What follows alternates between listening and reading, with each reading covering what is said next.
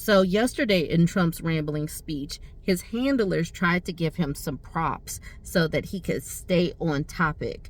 But he started talking about inflation with Tic Tacs. And y'all have got to hear this ramble. It was totally amazing. Let's listen to him talk about inflation and economics. This is Tic Tacs, right? I don't know if I like the company. I've never met. I have no idea. They're so lucky. Look at all the television. This is the greatest commercial they ever had. But that's what happened. This is inflation. This is Tic Tac. This is Tic Tac. This is inflation. This is what's happened. I just happened to have somebody gave me this one today. I said, I think we'll put it up as an example of inflation. I have been watching this election season. It has definitely been better than any dramas on the TV. The way Trump was talking about the Medal of Honor and military service versus this honors that civilians get. Is he working? Does he really want to turn off veterans from him? If you didn't see the video, here is the video.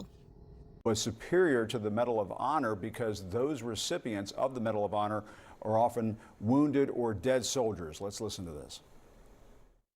We gave Miriam the Presidential Medal of Freedom. That's the highest award you can get as a civilian. It's the equivalent of the Congressional Medal of Honor, but civilian version. It's actually much better because everyone gets the Congressional Medal of Honor. That's soldiers.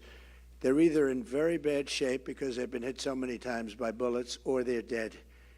She gets it, and she's a healthy, beautiful woman. It's right. And they're rated equal. Yeah. And then he upset the unions with this rant or this crazy interview that he did with Elon Tusk the other day. And now the UAW is coming for him. I mean, I look at what you do. You walk in and you just say, you want to quit? They go on strike. I won't mention the name of the company, but they go on strike and you say, that's okay, you're all gone. You're all gone. So every one of you is gone. The UAW files federal labor charges against Donald Trump and Elon Musk for attempting to intimidate and threaten workers. The UAW has filed federal labor charges against disgraced billionaires Donald Trump and Elon Musk for their illegal attempts to threaten and intimidate workers who stand up for themselves by engaging in protective, conservative activities such as strikes. And they're on record laughing about this, that they did this. After significant technical delays on X, formerly known as Twitter, Trump and Musk had a rambling, disorganized conversation on Monday evening in front of over 1 million listeners in which they advocated for the illegal firing of striking workers. Why would they want to upset the unions? Don't they want the unions to vote for them? I don't know. And then J.D. Vance. J.D. Vance has been trying to alienate women, but like Hillary Clinton says, is the Republican ticket aware that women can vote? When he was talking about his wife's mother and how she came down for a year, and he was talking about postmenopausal females, it was like, okay, your duty as an incubator is done. So now you get to just watch our children and serve us in another way. And then how they go on and on and on about the childless cat ladies is like, are you really just trying to alienate as many women as possible, especially as the child-free movement is going on? I don't know, but I like that they keep talking, and I will just keep sharing their memes. I will just keep sharing their videos and all of their talking points and blunders, because this is what they want to say. They want to rail on and on against women, against anybody. They want to insult folks, and we need to just basically share what they're saying. Right. Senator, one of my dear friends tonight said to me, well, all these suburban women, all they care about is abortion, and they don't understand that decision is with the states now. It's not banned nationally, even if some people want it to be banned nationally. It's with the states. What do you say to suburban women out there who are marinating in this propaganda?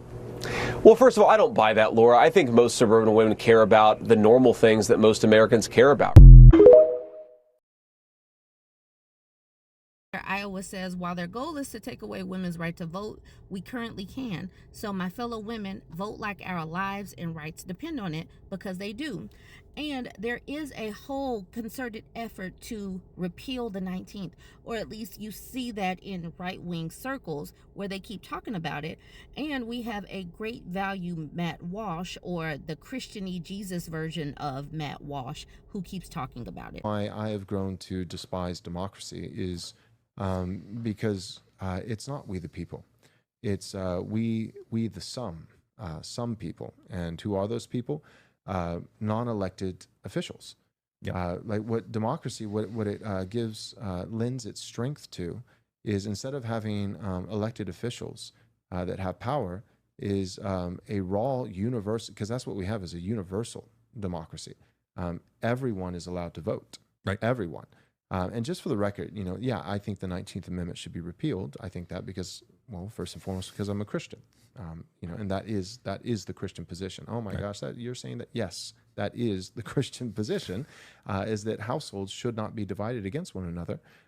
So it's not just elevating a male vote, but it's elevating the household vote. We're saying that that society, if you break it down to the basic building block, is not atomistic as individuals, but molecular, being households. That the way that God sees humanity is He breaks them down to families, and so that it's not just random individual atoms all bouncing around together, and 350 million atoms bouncing together in one nation on one piece of land, but it's families. And so by repealing the 19th Amendment, just for the record, it's not just trying to take away a female vote, but it's trying to say, no, there's a family vote. Right. There's a household, and it's like, well, where do women get their voice? Well, where women get their voice is from their father, from their husband. If they're not married, it's from their father. If they're not married and their father is dead, it's from their brother, it's from their uncle, it's the men in their lives that love them. The reason why I have grown to despise democracy. Finally, I'm going to end it with this. Things conservative Christians and the Taliban like, and then they created a Venn diagram where they overlap. Their version of Jesus, their version of Allah. Now, they put on here the American Taliban. I like to just call them Christo-fascists because we need to keep the word Christian in it. So I call them Christo-fascists, and then the other Taliban. Banning gay rights, subjugating women, stopping terminations, using propaganda, undermining science and democratic elections, stopping vaccines, melding church and state, hating other faiths, religious laws. They both want religion to be able to rule people, especially women, and they want men to stay in charge and be able to oppress people or whatnot. Basically, the Christo-fascists are basically like the Taliban, because these patriarchal religions are all about stripping women's rights. And if J.D. Vance and Trump were to get in charge, they will be doing that because they are telling us that. All right, join the conversation. Let me know what you think. Don't forget to like, comment, and share.